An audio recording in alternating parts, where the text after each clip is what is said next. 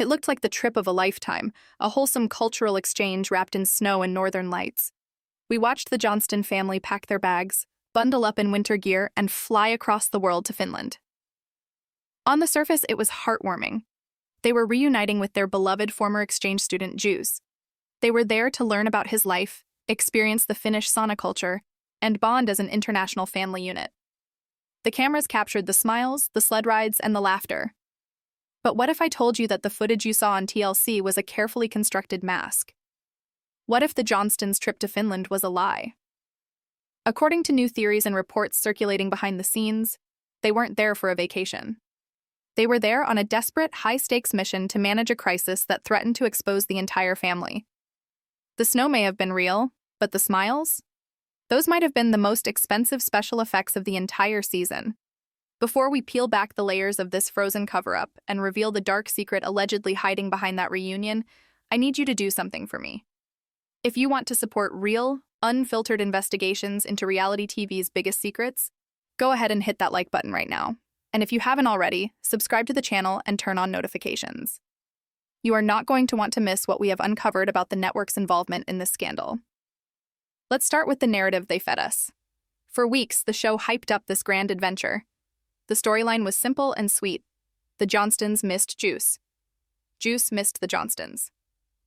So, in a grand gesture of love and cultural appreciation, Trent and Amber decided to take the entire clan to Helsinki and beyond. We were treated to scenes of the family navigating the airport, dealing with the cold, and the heartwarming embrace when they finally spotted Juice. It was classic reality TV gold. We saw them eating reindeer meat, jumping into frozen lakes, and trying to navigate the language barrier.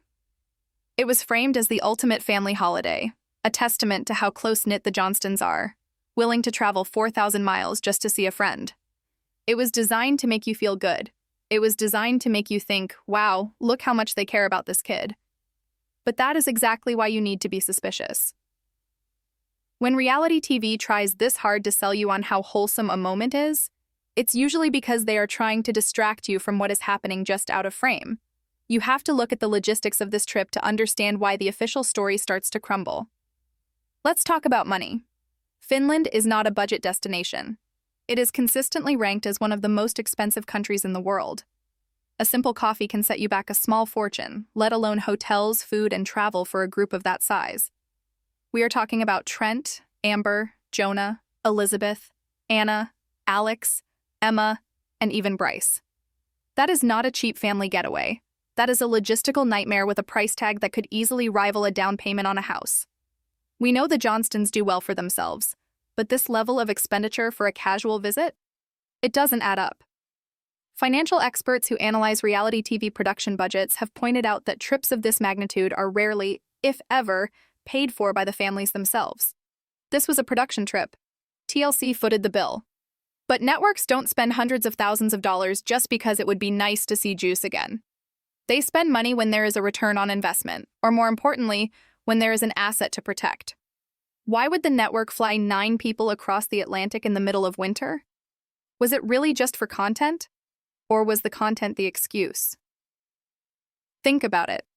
If you just wanted a reunion episode, it would have been infinitely cheaper and easier to fly Juice back to Georgia. He knows the house, he knows the routine, and it costs a fraction of the price. Bringing Juice to America makes financial sense. Taking the entire Johnston circus to Finland is a financial anomaly, unless, of course, the location was mandatory. Unless the Johnstons had to go to him. This brings us to the first crack in the ice. Why did they have to go there? Let's analyze the interactions. Go back and watch those Finland episodes. Turn off the sound so you aren't manipulated by the happy background music and just watch the body language. When they first meet, sure, there are hugs, but as the trip goes on, look at Juice's eyes. Look at the way he stands when Trent is lecturing the group or when Amber is taking charge of the itinerary. Does that look like a young man who is thrilled to have his American host parents invading his real life? Or does that look like someone who is performing a duty?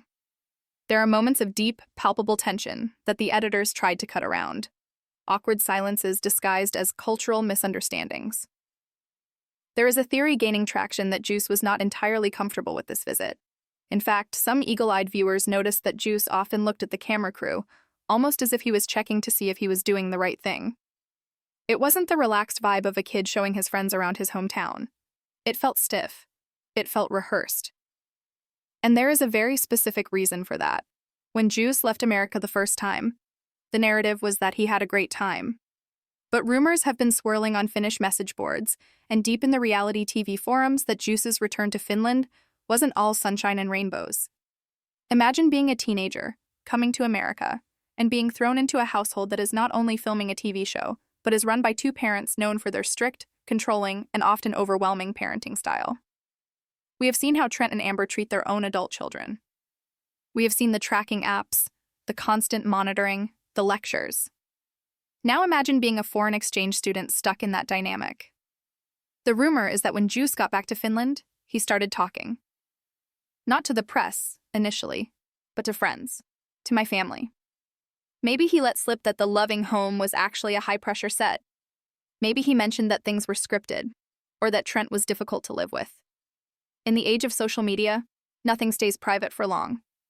If Juice was starting to spill the tea on what really happens behind the closed doors of the Johnston home, that is a massive liability. The Johnstons brand is built on being a wholesome, relatable family. If an outsider, someone who lived with them but isn't bound by blood, comes out and says, "Actually, it was a nightmare," that destroys their credibility. It shatters the illusion. And TLC knows this. They protect their investments aggressively. This is where the vacation narrative falls apart and the mission narrative takes over. The theory is that this trip was hastily arranged for damage control. It wasn't planned months in advance out of the kindness of their hearts. It was a scramble. Sources suggest that the network or the family got wind that Juice was becoming a loose cannon, or that there was a risk of him distancing himself from the show publicly. A silent Juice is fine. A hostile Juice is a disaster. So, what is the best way to neutralize a potential whistleblower? You love bomb them. You bring the entire production to their doorstep. You turn the cameras on and force a narrative of friendship and love so publicly that the person cannot possibly speak out against you without looking like a liar. Think about the psychological pressure on Juice. The Johnstons didn't just come to visit. They brought a film crew. They brought the apparatus of the show into his sanctuary. By filming him in Finland, by making him a central part of these happy family episodes, they're essentially locking him into a contract of silence. You can't go to the press and say, "They were terrible to me," 3 months after you starred in a 3-part special where you were laughing and hugging them in a sauna. The footage serves as evidence against any claims he might make in the future. It is a brilliant Machiavellian move. The trip serves as a public record that proves everything is fine. It effectively gaslights anyone who might suspect there was bad blood. And let's talk about the timing. This trip happened right when viewers were starting to turn on Trent and Amber more aggressively regarding their treatment of Anna and Jonah. The public sentiment was shifting. The comment sections were getting nastier. The show needed a win. They needed a storyline that made Trent and Amber look like benevolent, worldly, caring parents. What better way to rehabilitate their image than to fly them to a frozen utopia to connect with a foreign culture? It was a distraction. While we were busy looking at the Huskies and the snowsuits, we stopped talking about how they treat their own kids for a few weeks. It was a strategic pivot to a lighter, fluffier storyline to bury the controversy building up back in Georgia. But the darkness of this trip isn't just about PR strategies. It's about the intrusion. There were moments in the Finland episodes where the Johnstons seemed to lack total self-awareness about their imposition. They were loud. They were chaotic. And they took up space in a culture that values quiet, reserve, and personal space. You could see the local Finnish people in the background reacting to them. It wasn't always admiration, it was confusion. And Juice was the bridge. He had to mediate between his real life and this reality TV tornado. The financial irresponsibility aspect also points to a desperate motive. If you are a regular family, even a wealthy one, you do not drop 50 grand on a trip unless it is a honeymoon or a once-in-a-lifetime anniversary. Doing it randomly to see a friend is suspicious. But if you view it as a business expense, a cost of doing business to silence a potential critic and generate positive content, then the price tag makes perfect sense. The network paid for access. They paid for Juice's compliance. Every fancy dinner, every excursion, every hotel room was likely part of a package deal to ensure Juice remained Team Johnston in the public eye. Furthermore, let's consider the inclusion of Brice. Why bring the boyfriend? Because it reinforces the one big happy family image. It dilutes the focus. If it were just Trent and Amber grilling Juice, it would look like an interrogation. But if you add the kids, the boyfriends, the laughter, it looks like a party. It provides cover. Brice's presence was a buffer, another body to fill the frame and distract from the fact that the core dynamic, the relationship between the parents and the exchange student, might have been fractured. As we move deeper into this analysis, we have to ask ourselves, what were they afraid Juice would say? The rumors about the NDAs are intense. Non-disclosure agreements are standard in reality TV, but they usually expire. Or they have loopholes. Perhaps Juice's original contract was ending. Perhaps this trip was the condition for a renewal, a way to extend his legal silence for another few years. Film this special with us, get a nice paycheck, and sign here. It's a transaction. The visuals of them giving him gifts, of them praising him, it all feels transactional when you view it through this lens. The editors worked overtime on these episodes. They had to weave a story of connection out of what might have been a very stiff reunion. Notice how much B-roll they used? Lots of shots of the landscape, the city, the food. B-roll is a great way to fill time when the A-roll, the actual interaction between cast members, is lacking substance or warmth. There were fewer deep, meaningful conversations than you would expect. It was mostly activity-based. Let's go sledding. Let's go swimming. Activities are safe. You don't have to talk about feelings or past grievances when you are freezing in a lake. The itinerary was likely packed specifically to avoid any real downtime where the truth could come out. And then there is the Juice's family aspect, meeting his parents. This was presented as a respectful meeting of the in-laws, so to speak. But watch Trent and Amber in those scenes. They are on their best behavior, almost performing a caricature of the good American parents. It felt like a sales pitch. They were selling Juice's parents on the idea that their son was safe, loved, and part of a legacy. Why the hard sell? Unless Juice's parents had expressed doubts. Unless Juice had called home crying during his stay in America. If the parents were skeptical, Trent and Amber had to go there in person to smooth things over, to charm them, to make sure the parents didn't encourage Juice to speak out. It was a diplomatic mission to prevent an international incident that could derail the show. The danger of the secret lies in what it represents. If the Finland trip was indeed a cover-up, it means the entire premise of the show, that this is a real, authentic family living their lives, is fundamentally broken. It means the show has entered a phase where it is manufacturing reality not just for entertainment, but for self-preservation. It means the Johnstons are no longer just participants in a documentary. They are active agents in a conspiracy to protect their fame and fortune at all costs.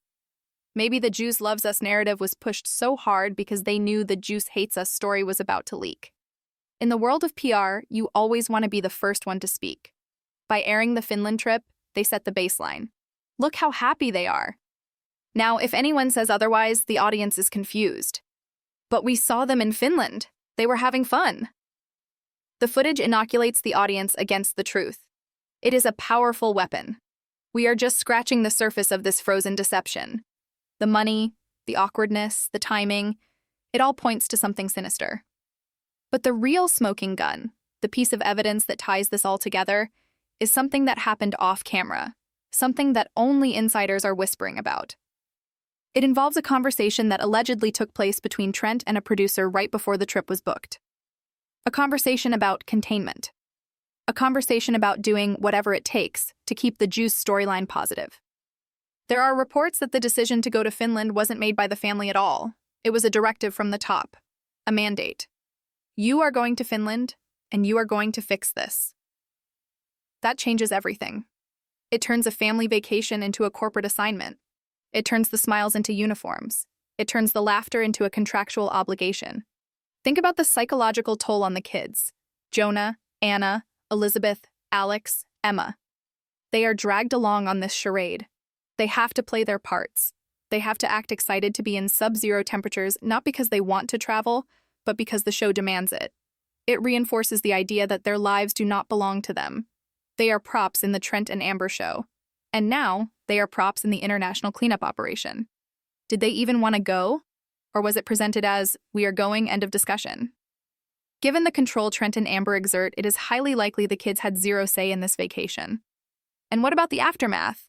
After the cameras packed up and left Finland, has there been significant interaction with Juice? Or did the relationship go cold again once the footage was in the can? If they were truly family, truly connected, we would see constant updates, FaceTimes, visits. But the silence since the trip speaks volumes. It suggests the mission was accomplished. The box was checked, the asset was secured, and now they can move on to the next storyline without worrying about an exposé from Scandinavia. The dangerous secret isn't just one thing. It's a collection of lies. The lie that they paid for it. The lie that it was for fun. The lie that Juice wanted them there.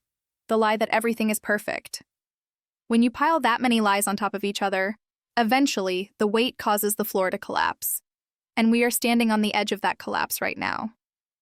As we prepare to go even deeper into the specific Juice problem and the alleged threats that sparked this journey, remember that everything you see on TV is curated. But sometimes, what they don't show you is far more interesting than what they do. The Finland trip was a masterpiece of misdirection, a sleight of hand performed in snow gloves. And we are the only ones pointing out the wires holding up the illusion. Stay tuned, because the rabbit hole goes much deeper than just a plane ticket.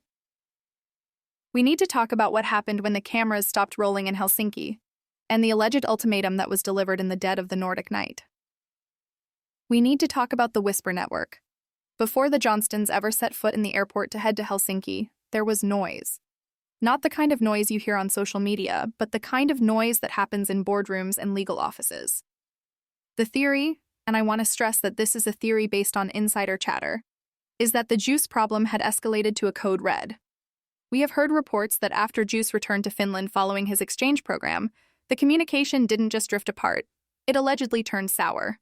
There are rumors of a leaked conversation, perhaps in a private group chat or a localized Finnish forum, where Juice was much less guarded about his time in Georgia. Imagine this scenario. A teenager returns home to his friends. They ask, "What was it really like?" And he tells the truth. He tells them about the cameras being in his face from the moment he woke up. He tells them about the pressure to perform, to be the funny foreign kid. He tells them about the moods in the house when the cameras weren't rolling. The rumor is that Juice described an environment that was chaotic, stressful, and fundamentally fake. This chatter started to filter back to the States. TLC monitors everything. They have teams dedicated to protecting the brand. If a former cast member, especially one as beloved as Juice, starts unraveling the production secrets, the entire show is at risk. This brings us to the urgent mission. The timeline of the trip is suspicious. Usually, international specials are planned a year out. This one felt rushed. It felt reactive. Why? Because you don't plan a vacation to Finland in the dead of winter unless you have to. You go in the summer when the days are long and the weather is bearable. Going in the freezing dark suggests urgency. The theory here is that the network realized they needed to get to Juice before a journalist did. They needed to intercept him. The trip was a containment operation. The objective was twofold. First, remind Juice of the benefits of being on Team Johnston. Fame, attention, gifts, fun experiences. It's hard to badmouth people who are currently buying you reindeer dinners and taking you on snowmobile safaris. It's a psychological tactic called love bombing. You overwhelm the target with affection and grand gestures so they feel guilty about having any negative thoughts. Second, and more importantly, they needed to get him back on camera.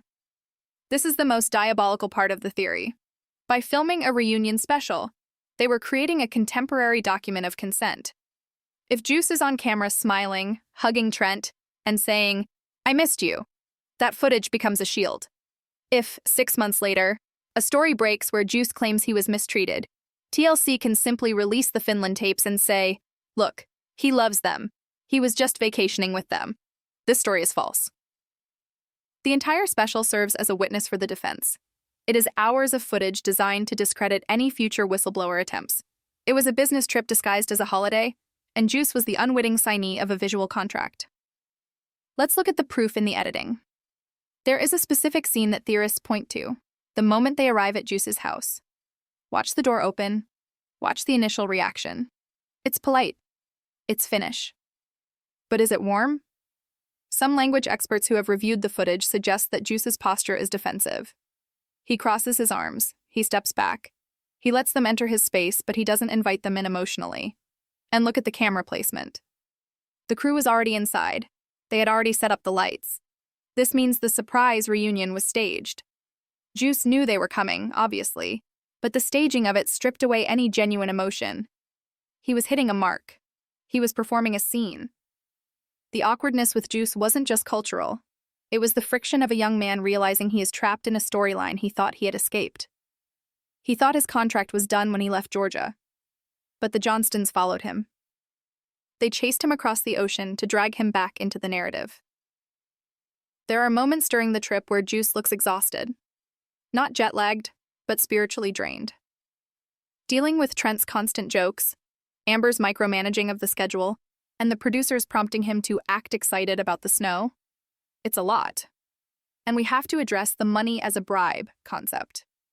We talked about the cost of the trip, but think about it as a payoff. We don't know what Juice was paid for this special, but international filming usually comes with a separate contract.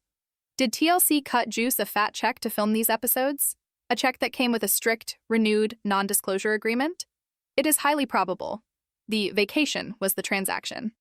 The Johnstons get their wholesome content, the network gets their safety net, and Juice gets a payout to keep his mouth shut and play along for a few more days. It's cynical, but that is how the reality TV sausage is made. If you subscribe to this theory, it changes how you watch every single interaction in those Finland episodes. The sauna scene becomes a pressure cooker. The family dinners become negotiation tables. When Trent asks Juice about his life, he isn't just making conversation. He is checking for leaks. He is assessing Juice's loyalty. Are you still with us? Are you still playing the game? The language barrier actually helps the Johnstons here. It allows them to steamroll conversations. They can interpret Juice's silence however they want. If he doesn't say anything, they can fill the silence with their own narrative. Oh, he's just overwhelmed by how much he missed us. No, maybe he's just overwhelmed by your presence. Let's zoom out and look at the grand conclusion. What does this trip tell us about the current state of Seven Little Johnstons? It tells us that the show is in survival mode. They are running out of organic storylines. The kids are growing up. Relationships are getting stale. The drama with Jonah and Anna is getting too dark and repetitive. They needed a win. They needed a return to innocence. Juice represents the last time the show felt pure. He was the golden era. Bringing him back was a desperate attempt to recapture the magic that the show has lost. But because it was forced, because it was a strategic move rather than a natural one, it felt off. The dark side of this trip is that it exposes the artificiality of their relationships. Real friends don't bring a camera crew to your house to prove they are your friends. Real families don't need a network to finance their affection. The Johnstons traveled 4,000 miles not to see a friend, but to neutralize a threat. They went to Finland to secure their assets. The entire season's arc was a massive cover-up. The editors worked overtime to paint this as a joyous occasion, using upbeat music and scenic drone shots to mask the tension. But they couldn't hide everything. They couldn't hide the forced smiles. They couldn't hide the lack of genuine, spontaneous connection. The Finland trip was a high-stakes act of reputation management, paid for by a network protecting a multi-million-dollar investment. The Johnstons are no longer just a family. They are a corporation. And like any corporation facing a PR crisis, they took action.